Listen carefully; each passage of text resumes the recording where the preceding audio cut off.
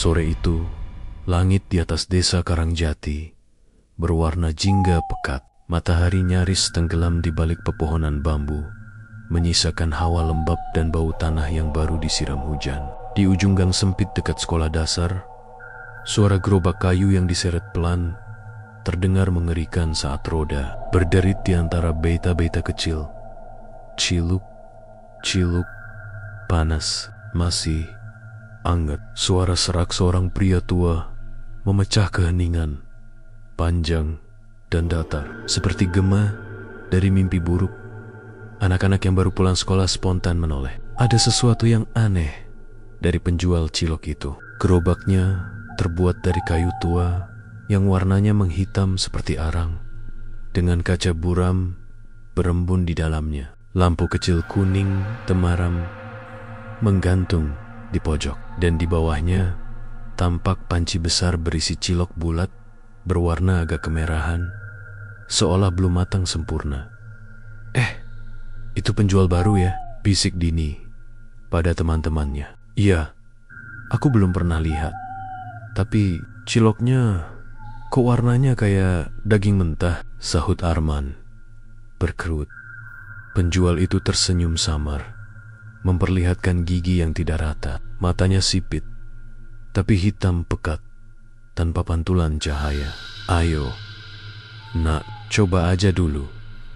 Murah, 501 tusuk."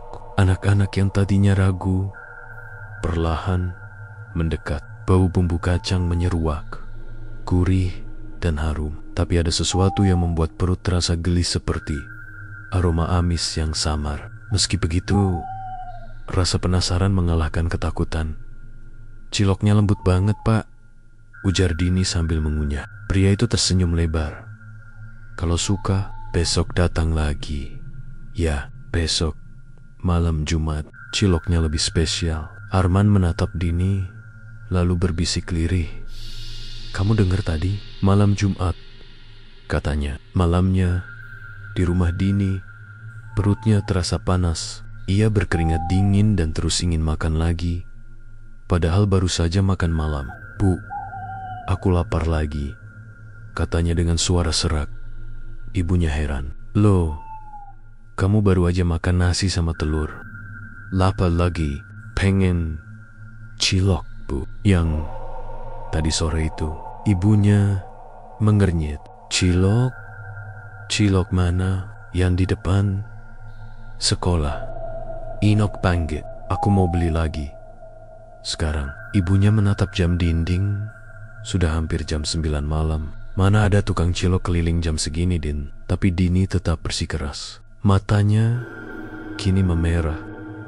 "Ada, Bu. Dia nunggu aku di depan gang. Dia bilang ciloknya spesial malam Jumat." Ibu Dini mulai merinding. "Kamu ngomong apa sih, Nak?" Namun belum sempat ia lanjut bertanya, terdengar suara dari luar rumah. "Ciluk, ciluk masih anget. Ayo, Dini." Suara itu lembut tapi seram, seperti bisikan dari balik kabut. Ibu Dini langsung mendekap anaknya dan menutup jendela. Tapi dari celah tirai, terlihat sosok penjual itu berdiri di bawah tiang listrik, dengan gerobak yang kini tidak lagi mengeluarkan cahaya kuning, melainkan merah redup. Dan dari panci besar itu terlihat sesuatu yang menggeliat pelan, seperti tangan kecil. Keesokan paginya, warga heboh. Seorang anak sekolah, Dini, hilang tanpa jejak. Di depan sekolah hanya tersisa sandal jepit kecil dan tusuk bambu cilok yang patah dua. Beberapa murid lain mengaku melihat gerobak cilok itu dini hari tadi melintas pelan di antara rama-rama, meninggalkan jejak merah di tanah basah. Polisi mencoba mencari, tapi tidak ada yang tahu dari mana penjual itu datang. Tidak ada nama, tidak ada alamat. Gerobaknya pun tak pernah ditemukan lagi. Namun tiap malam Jumat, warga desa masih kadang mendengar suara samar dari ujung gang. Ciluk, cilok. Darahnya masih hangat, dan mereka yang nekat menengok bersumpah melihat tangan kecil yang muncul dari dalam panci, melambai pelan, seolah minta tolong. Malam Jumat berikutnya datang dengan hawa yang lebih dingin dari biasanya. Angin berdesir dari arah kebun bambu di belakang sekolah, membawa suara gemerisik dan aroma anyir yang tak jelas sumbernya. Desa Karangjati terasa lebih sunyi dari biasanya, seolah semua orang memilih bersembunyi di dalam rumah, menutup pintu rapat-rapat dan pura-pura tidak mendengar suara gerobak yang biasa lewat menjelang malam di rumah kontrakan tua. Dekat kebun singkong, seorang pria kurus dengan rambut lepek sedang duduk di lantai tanah. Di hadapannya ada baskom besar berisi adonan tepung putih, tapi bukan itu yang aneh. Di sebelah baskom tergeletak sebuah botol kaca kecil berisi cairan merah pekat, mirip darah. Pria itu bernama Paidi, seorang penjual cilok keliling yang baru pindah ke desa 2 bulan lalu. Wajahnya pucat, matanya cekung, dan setiap kali ia mengaduk adonan, mulutnya komat kamit seperti mengucap mantra dalam bahasa Jawa kuno. Di sudut ruangan, sebuah dupa menyala, mengeluarkan asap tipis yang melingkar ke langit-langit. Dan di antara asap itu, samar terlihat bayangan hitam menyerupai sosok perempuan berambut panjang berdiri di dekat sumur tua yang tampak dari jendela. "Sudah, Mbah, malam ini saya lakukan lagi, asalkan dagangan saya tetap laris," gumam Paidi dengan suara gemetar. Bayangan itu bergerak perlahan, lalu terdengar suara perempuan berat dan parau seperti dari dalam air. "Kau tahu syaratnya, Paidi. Darah anak yang belum genap 12 tahun, 3 malam Jumat lagi, atau kau yang akan jadi gantinya." Paidi menelan ludah, tubuhnya gemetar. Hebat, ia menatap botol darah di sampingnya. Darah itu bukan darah sapi, bukan juga ayam, itu darah manusia. Darah dari tumbal pertama, Dini, anak sekolah yang hilang minggu lalu. Ia memejamkan mata, mencoba mengusir rasa bersalah, tapi suara perempuan dari sumur tua itu terus bergema di telinganya. Sejak istrinya meninggal setahun lalu, Paidi hidup miskin, terpinggirkan, hingga suatu malam ia bermimpi didatangi sosok perempuan berjubah merah di dekat sumur belakang rumah. Sosok itu menjanjikan kekayaan dan dagangan laris, asal ia memberi rasa pada bumbu ciloknya. Awalnya, Paidi pikir itu cuma bunga tidur, tapi setelah mencoba mencampurkan setetes darah ayam ke dalam bumbu kacangnya, keesokan harinya, ciloknya langsung laku keras. Pembeli datang dari mana-mana, bahkan dari kampung sebelah. Namun, rasa puas itu tak bertahan lama. Malam berikutnya, sosok perempuan itu datang lagi dalam mimpi. Kali ini dengan suara mengancam.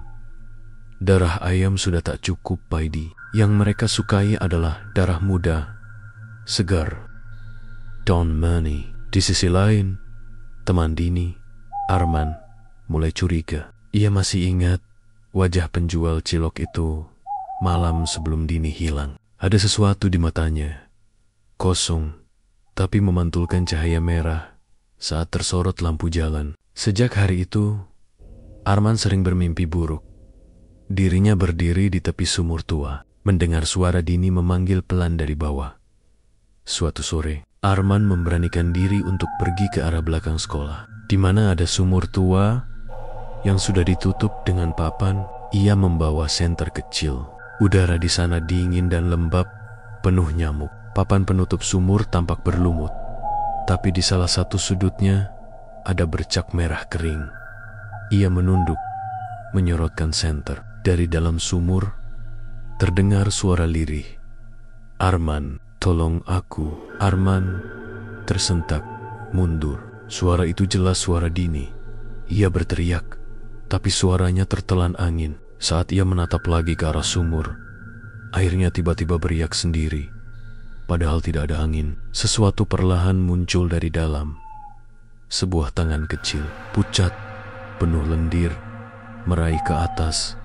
Arman menjerit dan lari secepat mungkin. Saat menoleh ke belakang, ia melihat sosok perempuan berambut panjang berdiri di tepi sumur, mengenakan kain merah yang basah kuyup darah. Matanya menatap tajam, dan dari mulutnya meneteskan darah segar.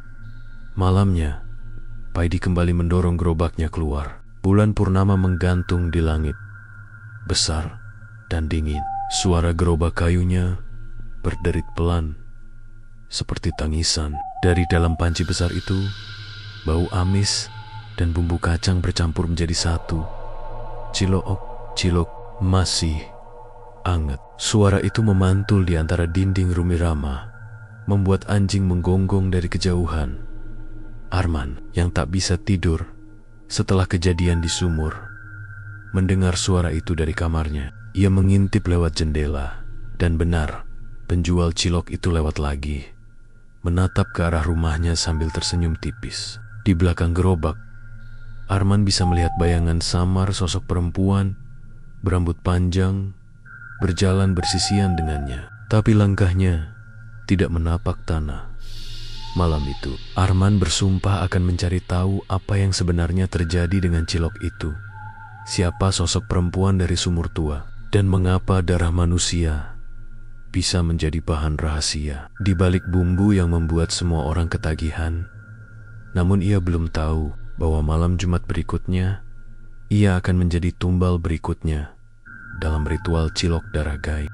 Malam itu, Arman tidak bisa tidur. Kepala dan dadanya penuh kegelisahan wajah Dini, tangan kecil di sumur, dan sosok perempuan berambut panjang terus terulang-tulung seperti rekaman yang macet. Di luar, angin meniup daun-daun pisang sampai mengguruh, dan suara gerobak yang sudah mulai akrab di telinganya terasa seperti ketukan jam kematian. Ia memutuskan untuk tidak menunggu sendirian. Ia mengajak sahabatnya, Nina, yang sejak kecil lebih berani dan cerdik, untuk menemani. Nina datang membawa senter yang baterainya masih penuh, sebilah buntelan kaca kecil yang biasa dipakai kakeknya untuk melihat nomor rumah, dan tekad yang lebih besar daripada rasa takutnya. Kita harus tahu apa yang sebenarnya terjadi, kata Arman pelan, menunduk agar suara mereka tak terdengar sampai ke jalan. Kalau tidak, siapa tahu ada anak lain yang... Nina mengangguk, wajahnya pucat, tapi matanya tajam. Kita cari jejak dari gerobak. Mungkin ada sesuatu yang bisa kita ambil bukti, atau paling enggak, kita tahu kemana gerobak itu pergi setelah hilang dari sekolah. Mereka menyelinap keluar lewat pintu belakang. Desa tengah larut lampu, jalan jauh di ujung gang berkedip-kedip seperti mata rusa. Aroma rempah dari dapur tetangga bercampur dengan bau lembab tanah yang membangun suasana mencekam. Mereka berjalan pelan ke arah tempat gerobak sering muncul, ujung gang dekat sekolah, lalu menelusuri jalan setapak yang menuju kebun singkong dan sumur tua. Di dekat sumur, tanah masih basah dan ada bekas roda kecil seperti bekas gerobak. Arman menunjuk ke arah tanah. Ini jejak gerobak. Nina di antara jejak roda itu ada bercak-bercak merah pekat yang mengering, menempel pada rumput dan batu kecil. Mereka berdua menahan napas. Bercak itu tidak seperti bekas cat atau lumpur. Ada bau amis samar yang membuat perut mereka mual. Malam makin lelap ketika suara lonceng kecil terdengar dari kejauhan, bunyi yang selalu terdengar tiap gerobak lewat. Arman dan Nina bersembunyi di balik semak, menunggu gerobak itu lewat perlahan, persis seperti yang mereka ingat. Kayu hitam, kaca buram, lampu kuning yang berpendar redup. Di belakang gerobak berdiri sosok yang membuat darah Arman beku. Bukan hanya Paidi, tapi ada bayangan perempuan yang Malayang -hem PIR TIDAK -men APAK. Tubuhnya diselimuti kain merah yang basah. Arman merasakan dingin menusuk punggungnya sampai ke ubun-ubun. Paidi mendorong gerobak sambil membawakan panci besar. Namun kali ini sesuatu berbeda. Dari dalam panci itu tercium aroma yang lebih pekat darah dan rempah bercampur dan Eda Bani seperti seseorang yang kesakitan, tercekik tapi tak sampai menjerit. Nina menggenggam lengan Arman hingga tangannya terasa kebas. "Kita harus ikuti," bisik. "Tapi jangan ketahuan." Mereka merayap mengikuti gerobak sampai ke sebuah gudang tua di pinggir desa tempat yang tampak tak pernah dipakai. Gerobak berhenti, Paidi menurunkan tutup panci, dan sosok perempuan itu melangkah ke dalam kegelapan gudang tanpa suara. Paidi menyalakan beberapa lilin di lantai, dan di tengah cahaya yang berkelip terlihat sesosok lain. Meja kecil dengan kain putih, beberapa botol kaca berisi cairan merah, dan alat-alat kecil yang tampak seperti pisau serta jarum. Arman dan Nina saling bertatapan. Mereka tahu ini bukan sekadar penjualan cilok biasa. Ini persis tempat ritual. Dari celah jendela, mereka menyimak perlahan. Paidi menaruh sesuatu di atas kain putih sebuah boneka kecil, lalu meletakkan beberapa helai rambut. Dan tak lama seorang anak kecil yang mereka kenal lewat foto di selebaran hilang dini muncul dalam benak Arman. Paidi mulai berbisik, mengulang-ulang mantra yang suaranya bukan lagi bahasa sehari-hari, tetapi sesuatu yang rapat dan berputar. Sosok perempuan yang melayang itu mendekat, dan tiba-tiba suasana menjadi berat. Lilin bergetar, padahal tak ada angin. Wajah perempuan itu mendekat ke boneka kecil. Lalu dari mulutnya keluar suara seperti riak air.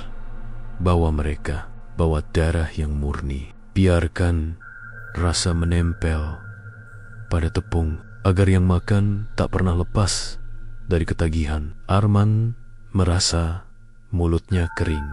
Ia memegang lengan Nina lebih kuat, tapi dalam kegelapan nat sebuah bisikan, atau mungkin angin membelai pipinya. Dalam sekejap, cahaya lilin memantul di bawah mata Nina, menampilkan sesuatu yang membuatnya mual. Di sana, di pinggir kain putih, ada bekas telapak tangan kecil bekas yang samar, namun jelas meninggalkan garis-garis halus. Bekas itu berwarna gelap, seolah menempelkan sesuatu. Tiba-tiba sebuah suara bergema, tiba-tiba keras. "Siapa di sana?" Paidi menoleh ke arah jendela. Arman dan Nina spontan berlari, tapi jejak kaki mereka terlalu keras di tanah. Paidi mengintip keluar, dan matanya menangkap bayangan dua orang lari. Ia melepaskan teriakan yang pecah bunyi, yang bukan manusia, dan dengan sigap menyalakan lampu minyak. "Kejar! Jangan biarkan mereka kabur!" Paidi berteriak. Suaranya berubah menjadi nyaring dan tak manusiawi. Sosok perempuan berambut panjang mengangkat tangan, dan dari ketiak kain merahnya muncullah kabut tipis berwarna hitam yang menyebar ke udara, mengunci jalan mereka. Arman tersandung dan jatuh. Saat tangan kanannya menyentuh tanah, ia merasakan sensasi dingin luar biasa, seperti ditusuk jarum kecil. Di pangkal ibu jarinya muncul sesuatu yang tak ia sadari sebelumnya. Sebuah lingkaran kecil berbentuk seperti tanda kawat tusuk bambu tanda, yang kemudian melingkar seperti cap. Arman menjerit, bukan karena sakit, melainkan karena ia merasakan sebuah pengikatan, sebuah ikatan yang membuat dadanya penuh dan jiwanya terasa ditarik ke tempat lain. Nina memapahnya lari. Mereka menembus kabut, menuruni jalan setapak, dan baru berhenti ketika napas mereka tak lagi terdengar tercekat. Di saku Arman, sebuah tusuk cilok yang patah 3 bagian terjatuh. Di ujung tusuk itu ada noda merah kering. Keesokan harinya, ketika matahari mulai menerobos kabut, Arman memeriksa tanda di pangkal ibu jarinya. Tanda itu ada sebuah lingkaran kecil yang tak akan hilang. Saat ia mengusapnya, ia merasakan denyut halus, seperti napas kecil yang menunggu perintah. Ia menatap tangan itu dengan mata kosong. "Apa yang telah kulakukan?" bisiknya. Di saat yang sama, Paidi duduk di lantai gudang memandangi panci yang kosong. Ia menutup wajahnya dengan kedua tangan, menangis. Sosok perempuan berdiri dekat sumur tua, matanya menkari-kari sesuatu di kegelapan. Ia menoleh ke arah desa, ibarat menunggu panenan. Di antara tawa kecil yang tidak manusiawi, ia mengeluarkan satu kalimat yang membuat darah beku di tubuh siapa saja yang mendengarnya. Walau hanya lewat angin. Satu cap lagi, maka rasa akan sempurna. Satu lagi. Arman kini tahu sesuatu yang menakutkan. Tanda pada jarinya bukan hanya cap itu adalah pengikat. Siapapun yang memiliki cap itu akan terus merindukan rasa yang membuat dunia mereka berubah, hingga mereka rela melakukan apa saja untuk mendapatkan cilok itu. Dan lebih mengerikannya lagi, tanda itu menandai siapa yang akan menjadi pemberi darah selanjutnya. Di balik pintu kamar, Nina menatap Arman dengan air mata. "Kau tidak boleh makan apapun dari gerobak lagi," katanya tegas. "Dan kita harus bilang ke siapa? Tapi siapa yang mau percaya?" Arman hanya menggeleng. Di kepalanya, satu nama terus berputar. Dini. Dan sebuah rasa dingin mengusik bahwa waktu mereka tidak akan lama. Karena suara perempuan itu menyebut satu lagi. Dan cap pada jarinya terasa seperti hitungan mundur. Malam menunggu keputusan mereka. Dan dalam keheningan, dari ujung gang, suara halus namun memikat terdengar lagi. Seperti janji dan kutukan sekaligus. Cilok, cilok, darahnya masih anget. Malam-malam setelah cap itu muncul di jarinya, hidup Arman seperti digerogoti nyamuk yang tak pernah henti. Ia terbangun berkali-kali, mulutnya kering, kepala pusing, dan perutnya selalu terasa kosong. Tidak peduli berapa banyak nasi yang dimakannya. Di kelas, matanya sering melamun, menatap ke kejauhan, seolah sedang menilai sesuatu yang hanya ia bisa lihat. Kadang ia mencium bau kacang dan anyir darah yang tidak datang dari mana-mana. "Nar, kamu baik-baik saja?" tanya guru penjaskesnya suatu pagi. Arman hanya mengangguk pelan, menelan ludah sekeras mungkin. Di dalam hati ia berjanji pada Nina tidak akan makan cilok itu lagi. Tapi janji itu seperti benih yang diletakkan di tanah tandus, ingin tumbuh, tapi terus disiram oleh kilasan ingatan rasa di lidahnya.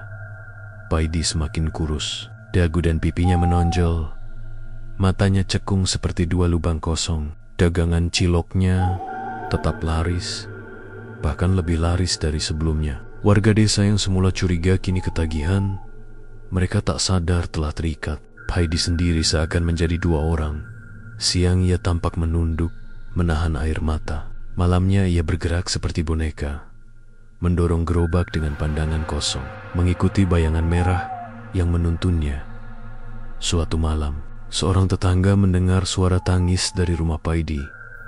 Mereka yang mengetuk pintu hanya menemukan meja dapur berserakan, panci bumbu yang tumpah, dan sebuah botol kecil berisi cairan merah pekat. Paidi tidak ada. Jejak kakinya berakhir di tepi sumur tua, lalu lenyap. Sejak itu, desas-desus menyebar.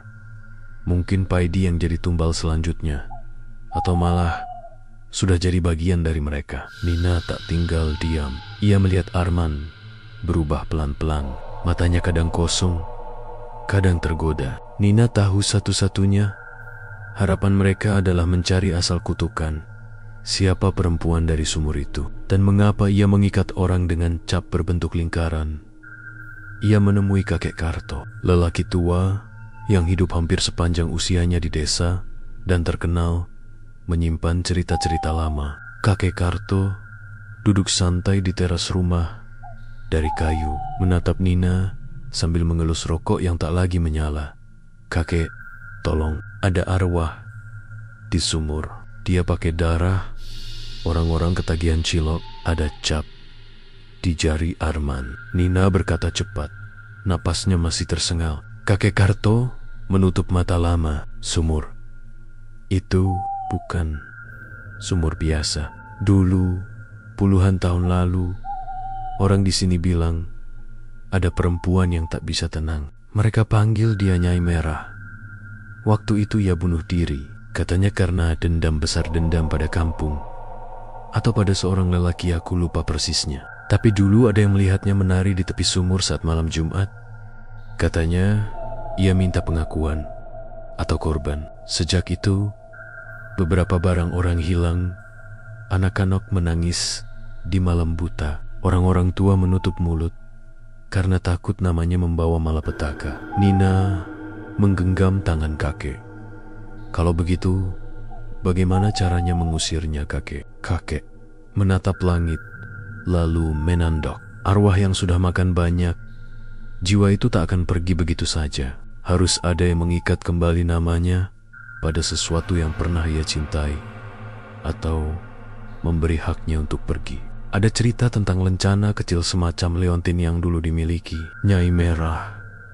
Jika kita menemukan sisa-sisa itu dan mengembalikan pada tempatnya dengan doa, mungkin arwahnya bisa tenang. Tapi jangan salah, itu berbahaya. Arwah yang sudah lapar akan pintar menjerat mereka yang mendekat. Mereka memilih untuk tidak memberitahu banyak orang. Jika panik merebak, lebih banyak jiwa yang akan terjerat. Hanya Nina, kakek Karto, dan dua sahabatnya yang lain, Sari dari warung dan Budi, si tukang servis sepeda, yang bersedia membantu. Rencana mereka menyusup ke gudang tua saat malam Jumat, mencari barang-barang ritual, lalu melacak asal rambut dan pakaian merah yang selalu muncul bersama arwah. Malam Jumat berikutnya, mereka bersembunyi di balik semak dekat gudang. Udara malam terasa tebal, suara jangkrik seperti jeram-jeram kecil menusuk. Jantung Nina berdetak lebih cepat dari biasanya.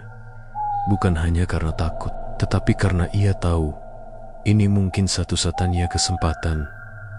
Di dalam gudang masih ada sisu-sisi ritual, lilin-lilin kering, beberapa botol kecil, kain putih berlumuran noda yang belum kering, dan sebuah kotak kayu kecil yang tersembunyi di bawah meja. Nina merangkak masuk melalui celah pintu yang sedikit terbuka, menarik kotak itu keluar. Tangan Nina gemetar saat membuka penutupnya.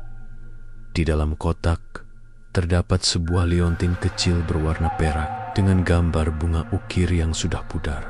Di balik liontin itu ada potongan kecil kain merah dan seutas rambut panjang. Di bagian belakang liontin ada sebuah nama, huruf-huruf yang sudah pudar tetapi masih bisa dibaca.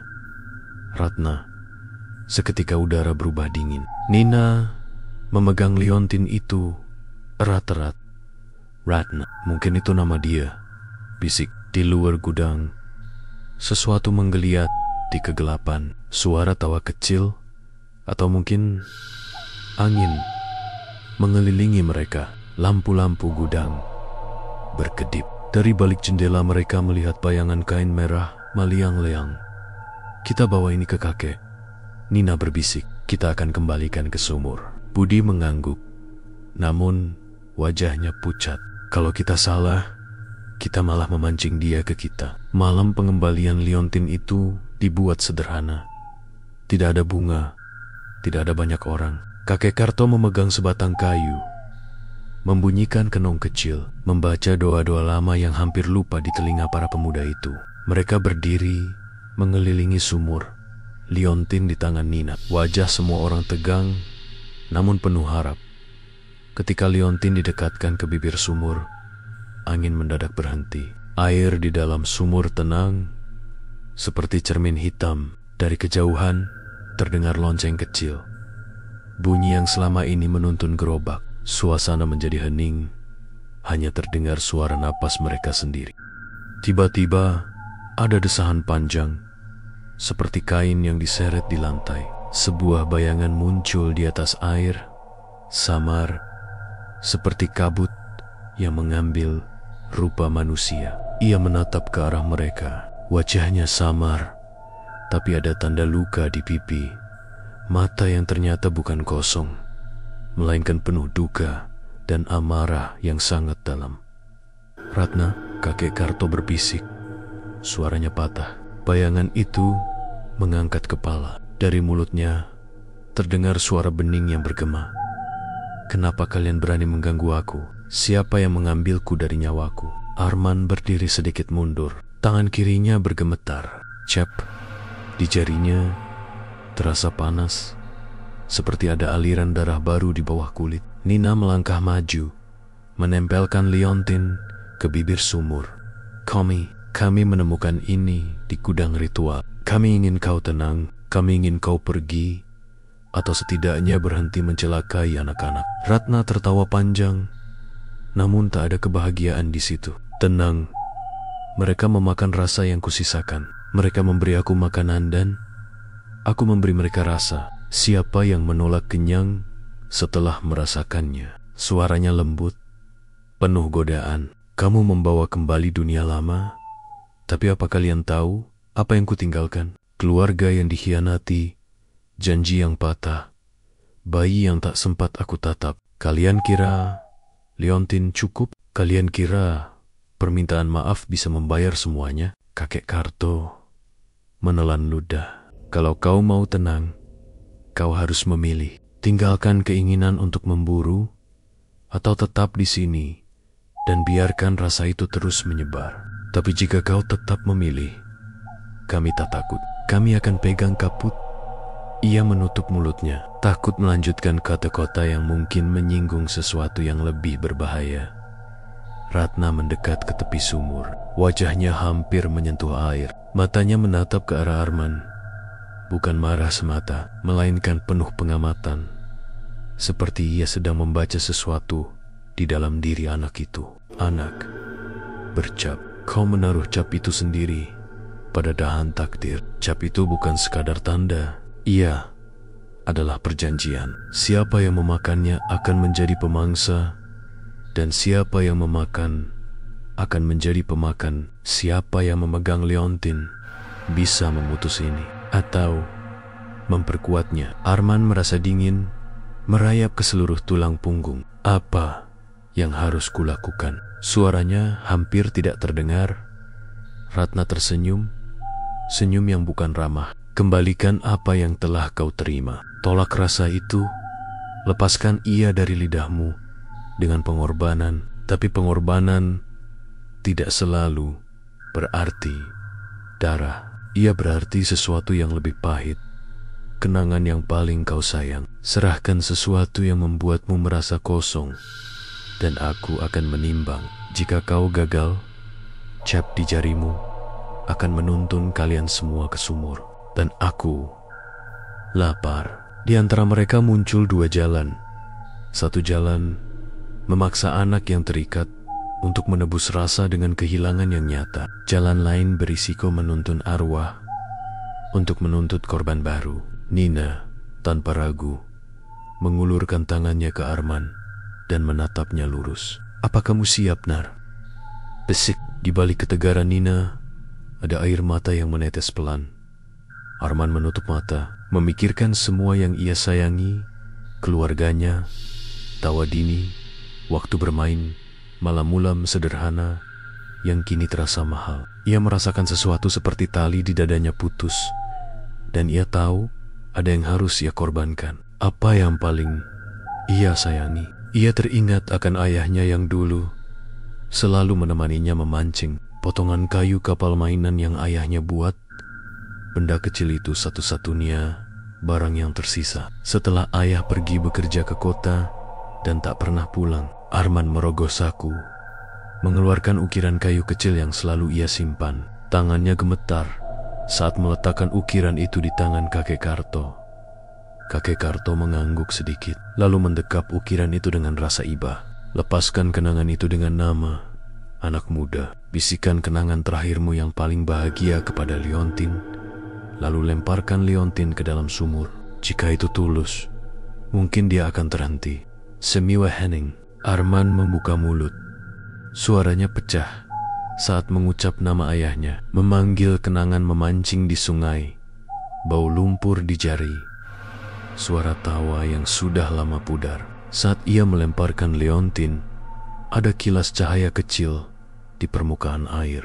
Ratna mendekap kepala dengan kedua tangan, seolah merasakan sesuatu yang panas menusuk hatinya. Ia menjerit, bukan seperti amarah, melainkan ratap kesedihan. Kemudian, sejenak, segala sesuatu hening. Angin kembali, dan air sumur tenang seperti sebelum ada manusia. Ratna menghilang. Suaranya menyisakan kalimat samar. Kalian memberiku kenangan. Itu cukup untuk malam ini. Tapi ingat, kelaparan mengikat. Jangan biarkan yang lain menaruh cap. Keesokan paginya, sinar matahari memberi ilusi aman. Cap di jarinya Arman tampak memudar sedikit, bukan hilang, tapi pudar. Nafasnya terasa lebih ringan, seolah sesuatu yang menggantung telah dipotong. Namun, tidak semua beres. Warga desa masih makan cilok dengan lahap. Paidi belum ditemukan. Beberapa malam berikutnya, 1-2 warga mengeluh mimpi buruk dan kehilangan selera, tapi belum ada yang benar-benar sembuh dari ketagihan. Nina memeluk Arman di bawah pohon mangga, meneteskan air mata lega.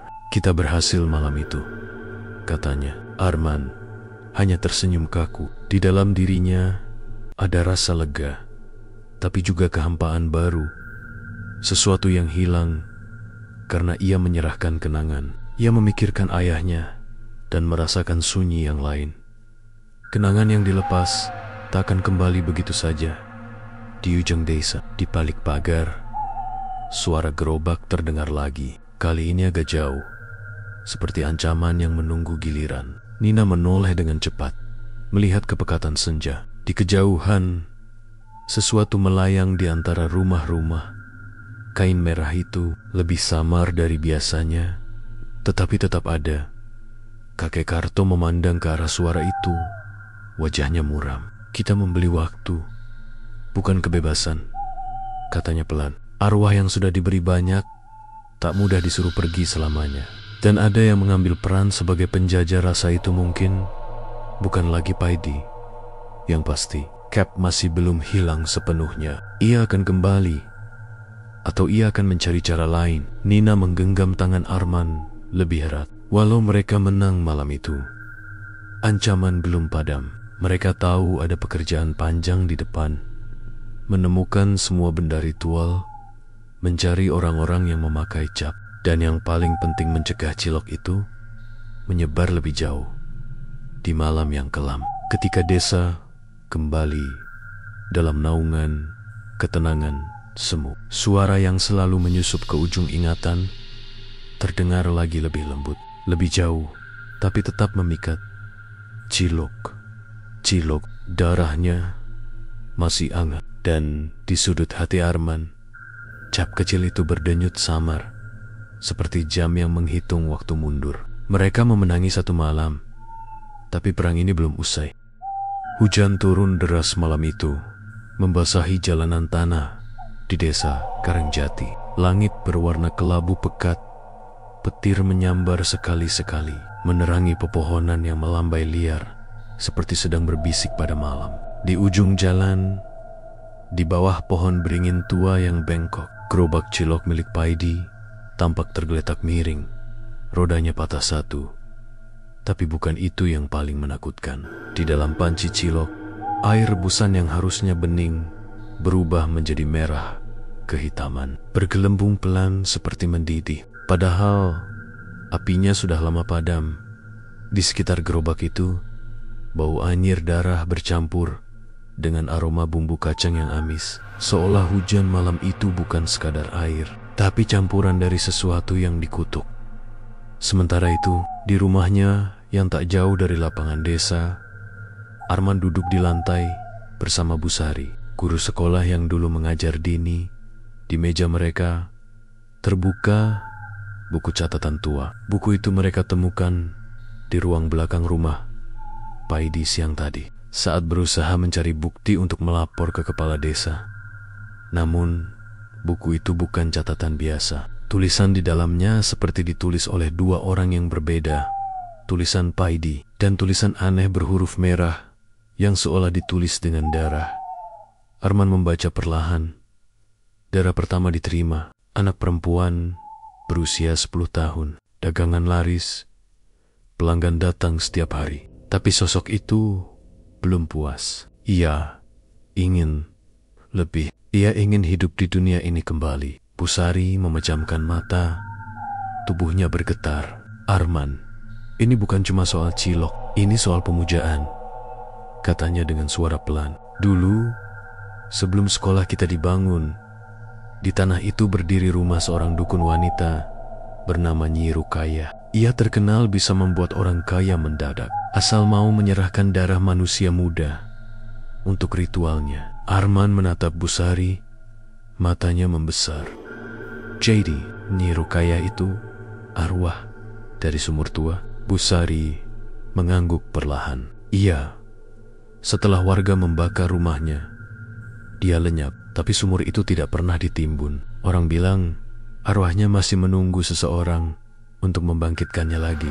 Dan Paidi, dia mungkin orang yang terpilih. Tanpa sadar, petir kembali menyambar, membuat jendela bergetar. Arman dan Busari menoleh ke arah pintu. Ada suara ketukan 3 kali. Tok, tok, tok.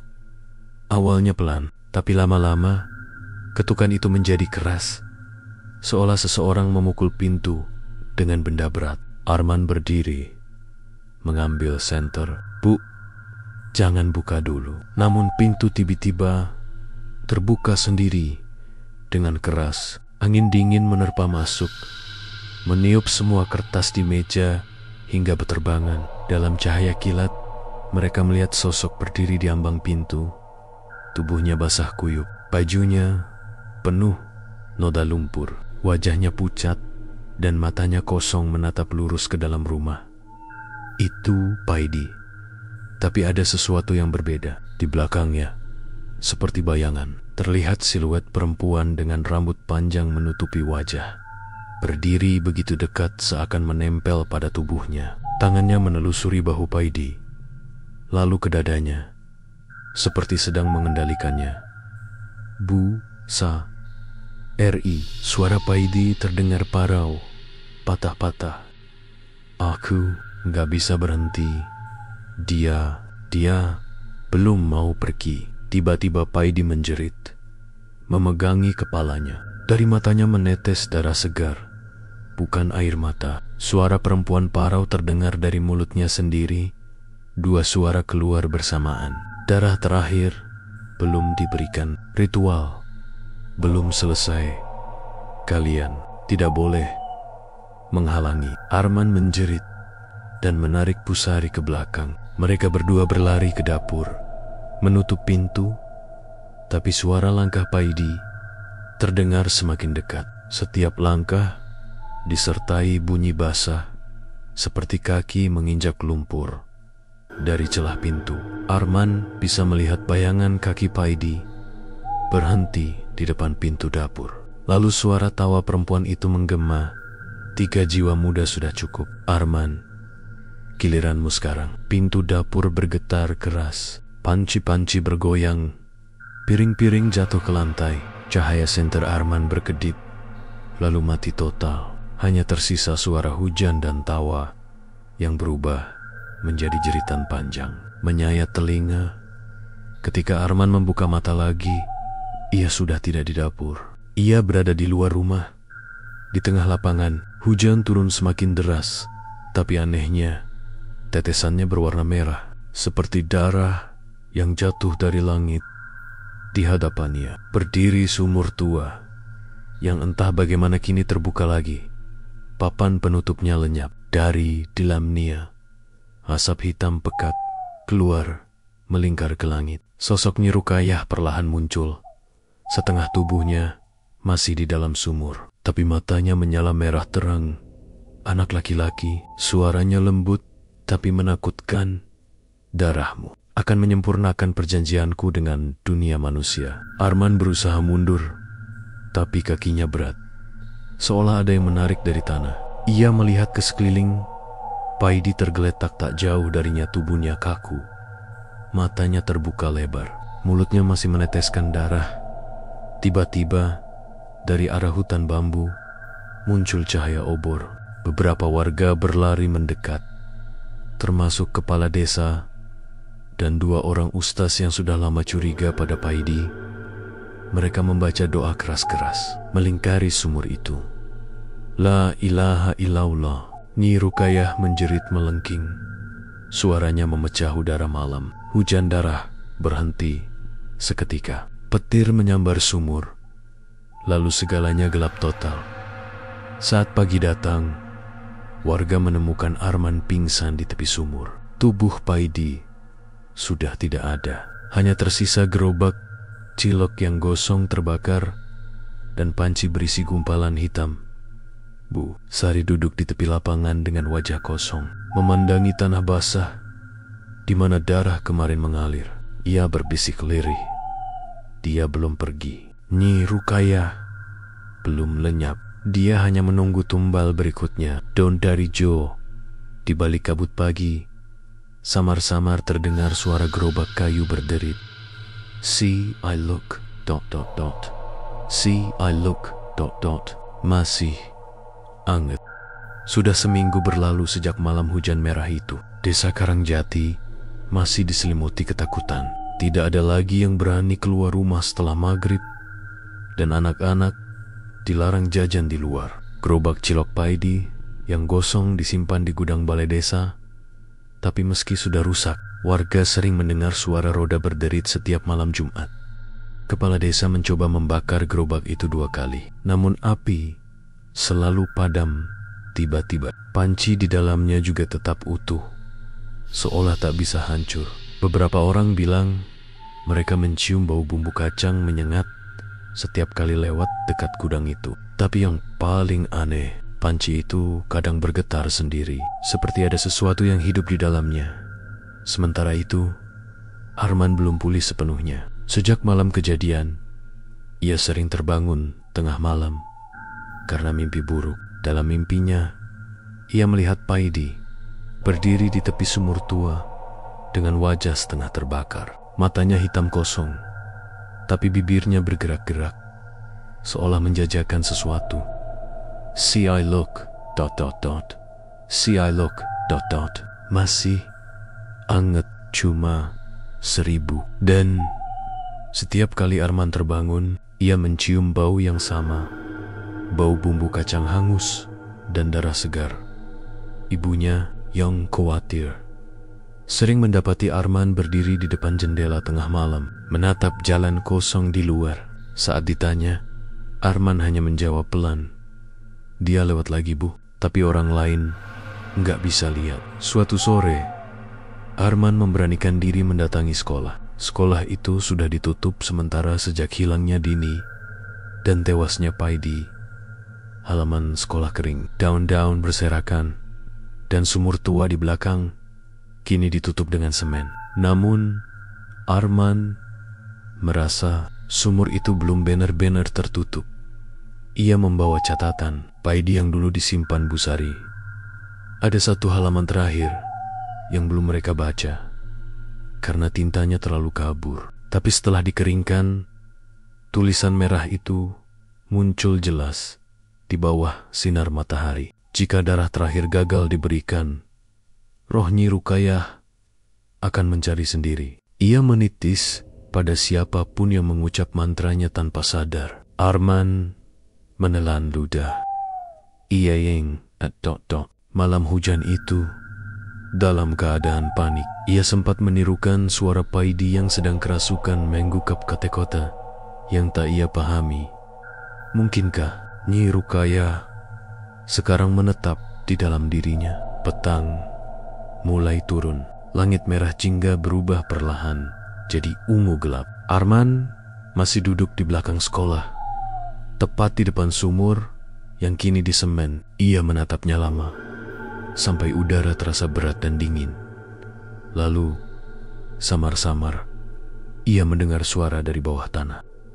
"Aman, jualanku belum selesai." Nafasnya tercekat. Ia mundur pelan, tapi tanah di bawahnya bergetar. Dari retakan semen, muncul uap tipis berwarna hitam. Uap itu membentuk siluet tubuh perempuan. Rambut panjang terurai, matanya merah menyala, tapi wajahnya bukan lagi Nyi Rukayah. Itu wajah Paidi yang berubah, tapi dengan senyum licik perempuan di baliknya. "Kau utang 1 tumbal, Nak. Daganganku harus terus hidup." Arman menjerit tapi suaranya tertelan angin. Ia berlari ke gerbang sekolah, tapi tiba-tiba jalanan di depannya berubah. Bukan lagi jalan tanah, melainkan lorong sempit seperti pasar malam. Lampu-lampu kuning menggantung di atas, dan di sisi kiri kanan ada banyak gerobak penjual makanan. Namun, semua penjualnya tidak punya wajah. Kulit mereka licin seperti lilin, mata dan mulut tertutup rapat. Mereka menjajakan makanan biasa, bakso, siomay, cilok. Tapi setiap panci berisi darah yang menguap perlahan. Dari ujung lorong, terdengar suara roda berderit. See I look, ... See I look, ... Masih anget. Paidi muncul lagi, tapi tubuhnya kini setengah terbakar. Tangan kirinya hitam gosong, dan dari dadanya keluar tangan lain. Tangan perempuan, putih pucat dan panjang, mencengkeram erat gerobaknya. Ambil satu ciloknya, Arman. Cuma satu. Setelah itu, semua selesai. Arman mundur, tapi kakinya tersandung sesuatu. Ia melihat ke bawah. Mayat Tini, dengan wajah yang masih basah darah, matanya terbuka menatap kosong. Bibirnya bergerak pelan. Jangan makan, Man. Jangan. Suara gemuruh muncul dari bawah tanah. Tanah lorong itu retak, dan dari celahnya muncul tenggen-tenggen pucat berlumuran darah, meraih Arman dari segala arah. Ia menjerit dan menendang, tapi semakin berontak. Tangan-tangan itu makin kuat. Paidi dan sosok perempuan di belakangnya tertawa bersama. Dua suara jadi satu. Yang hidup tak bisa kabur. Darahmu sudah ditulis dalam perjanjian. Arman menutup mata, membaca doa sekuat tenaga. Cahaya putih tiba-tiba muncul dari dadanya, menyilaukan seluruh lorong. Suara jeritan memenuhi udara. Sosok Paidi dan Nyi Rukaya lenyap dalam kilatan itu, bersama pasar gelap yang mereka ciptakan. Arman tersadar di kamar Busari. Tubuhnya demam tinggi, tapi ia hidup. Di tank ada bekas luka melingkar seperti gigitan, tanda yang tak pernah hilang. Busari duduk di sampingnya dengan wajah pucat. Kau pingsan di depan sekolah, Man. Warga nemuin kamu tadi pagi, tapi ada yang aneh. Arman menatapnya lemah. Apa? Busari menelan ludah, lalu menunjukkan sesuatu. Sebuah bungkus plastik bening berisi 3 cilok kecil berlumur saus merah. Ini ditemukan di genggaman tanganmu. Arman menatap cilok itu lama. Bau bumbu kacangnya tajam dan anyir. Di antara 3 cilok itu, ada satu yang tampak seperti bola mata manusia. Ia menatap Busari. Suaranya pelan tapi gemetar. Bu, jangan buang. Kalau dibuang, nanti dia marah. Dan malam itu, meski semua warga sudah tidur, suara roda gerobak kembali terdengar di luar jendela kamar Arman. Cilaok, cilaok, masih anget. Suara itu berhenti tepat di depan rumahnya. 3 hari setelah Arman ditemukan pingsan di depan sekolah, suasana desa Karangjati semakin mencekam. Banyak warga yang mulai sakit tanpa sebab. Tubuh mereka panas tinggi, tapi kulitnya pucat, seperti kehilangan darah. Anehnya, setiap korban yang jatuh sakit selalu mengaku mimpi makan cilok. Rasanya enak, tapi pedasnya sampai membuat mereka terbangun dengan lidah berdarah. Bu Sari, yang kini merawat Arman, mulai merasakan firasat buruk. Setiap malam, dari jendela kamarnya, ia mendengar suara roda kayu berderit pelan melewati jalan depan rumah. Suara itu selalu diikuti oleh bisikan, Cilook, cilok, masih anget, cuma 1000. Namun saat ia mengintip keluar, jalan itu kosong. Hanya kabut yang menutupi jalanan dan bau bumbu kacang yang menusuk hidung. Sementara itu, Arman makin hari makin berubah. Ia jarang bicara, matanya sering kosong menatap tembok, dan setiap kali ada suara gerobak lewat, tubuhnya gemetar, seolah sedang menahan sesuatu. Di lengan kirinya, luka gigitan yang dulu hanya kecil, kini semakin lebar, seperti membentuk lambang melingkar dengan titik di tengahnya, mirip simbol mata. Suatu malam, Busari mendapati Arman sedang duduk di dapur, menatap sesuatu di atas meja. Panci besar, sendok kayu, dan mangkuk-mangkuk yang tertata rapi. Arman, ia menatap Busari, perlahan senyumnya aneh, terlalu lebar, tidak seperti biasanya. Bu, aku cuma masak, biar Busari bisa coba. Busari melangkah mendekat. Di dalam panci itu bukan cilok biasa, bulatan-bulatan daging putih dengan urat halus, seperti urat manusia, berendam dalam saus merah pekat yang berbau amis. Dari mana kamu dapat ini, Man? Tanya Busari gemetar. Arman menatapnya lama. Dia ngajarin. Bu, Nyi Rukayah datang di mimpi, katanya. Biar aku nggak lapar lagi, biar aku yang jual. Sekarang suara Arman berubah lebih dalam, berlapis seperti dua orang berbicara bersamaan. Tiba-tiba lampu dapur padam. Hanya nyala api kecil di bawah panci yang tersisa, menyorot wajah Arman yang kini setengah tertutup bayangan. Paidi, sudah selesai. Sekarang giliranku. Keesokan paginya, desa dikejutkan oleh suara yang sangat familiar.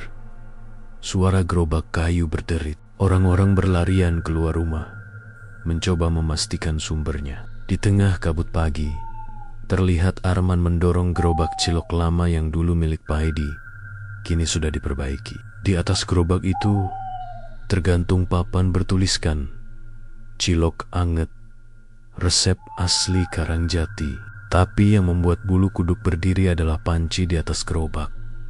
Panci yang seharusnya sudah disimpan di gudang balai desa, kini berada di sana, utuh dan berasap.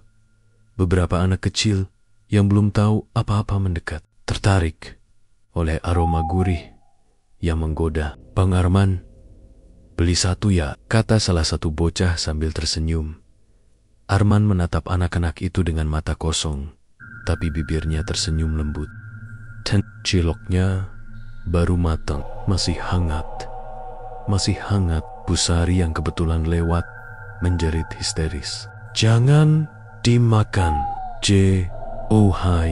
in gerobak itu. Tapi sudah terlambat. Bocah itu sudah menggigit satu cilok kecil. Beberapa detik kemudian, ia memegangi perutnya dan menjerit kesakitan. Darah keluar dari hidung dan telinganya. Warga berlarian panik. Arman hanya berdiri diam, menatap bocah itu jatuh ke tanah dengan mata merah menyala. Satu, tumbal lagi. Cuma satu, gumamnya pelan. Suaranya bercampur dengan bisikan perempuan dari belakang gerobak. Hari itu berubah menjadi hari terkelam di desa Karangjati. Kabut tak kunjung pergi, dan suara gerobak cilok terus berputar mengelilingi desa seperti suara kematian yang berulang. Setiap rumah yang menutup pintu malah mendengar ketukan halus dari luar. Tok, tok, tok. See I look, ... See I look, ... Masih anget. Beberapa warga yang ketakutan melapor ke kepala desa. Mereka bersama Ustaz memutuskan pergi ke lapangan, tempat Arman terakhir terlihat. Saat mereka tiba di sana, langit mendadak gelap, meski baru sore. Di tengah lapangan, gerobak cilok itu berdiri sendiri. Arman tidak ada, tapi panci di atasnya mendidih dengan sendirinya. Dari dalamnya keluar uap merah dan bau amis yang kuat. Saat salah satu warga mencoba membuka tutup panci, isi perutnya langsung muntah, karena di dalamnya bukan cilok, melainkan bola mata, potongan tangan kecil, dan gumpalan daging manusia yang masih bergerak. Ustaz langsung membacakan doa keras-keras. Namun dari balik kabut terdengar tawa perempuan panjang menggema di seluruh desa. Suaranya seperti datang dari arah sumur tua yang dulu ditutup. Kalian pikir bisa menghentikanku? Aku cuma butuh wadah baru dan anak muda yang mau mendengar. Tiba-tiba dari dalam panci keluar tangan kecil berlumur darah yang mencengkeram pinggiran gerobak. Lalu, perlahan, tubuh Arman muncul. Matanya putih seluruhnya, kulitnya pucat, dan darah menetes dari sudut bibirnya. Ia menatap kepala desa dan tersenyum. Aku sudah janji sama dia. Cilok Karangjati nggak boleh mati. Seketika panci meledak, mengeluarkan semburan darah ke seluruh arah. Teriakan warga menggema, dan cahaya merah menyelimuti lapangan. Setelah ledakan itu reda, gerobak Cilok lenyap. Begitu juga Arman. Hanya tersisa noda darah hitam di tanah yang tak pernah bisa dibersihkan. Beberapa bulan kemudian, desa Karangjati dikosongkan. Orang-orang pindah karena takut. Rumah-rumah dibiarkan kosong. Sumur tua ditimbun tanah lagi, dan jalan desa ditutup dengan pagar bambu. Tapi bagi mereka yang nekat lewat malam Jumat, selalu terdengar suara samar dari kejauhan. Cilok, cilok, masih anget, cuma 1000. Dan jika seseorang mengikuti suara itu, mereka akan melihat cahaya redup di balik kabut. Sebuah gerobak tua dengan panci yang terus berasap, dan penjual muda yang tersenyum lembut sambil memanggil pelan. Matanya merah, tangannya dingin, tapi suaranya ramah. Cilok Karangjati, resep asli. Mau coba satu? Tak ada yang tahu apa yang terjadi setelah itu. Tapi yang jelas, siapapun yang makan cilok itu tak pernah kembali pulang. Di Karangjati, rasa gurih kadang bukan dari bumbu, tapi dari dosa yang belum lunas.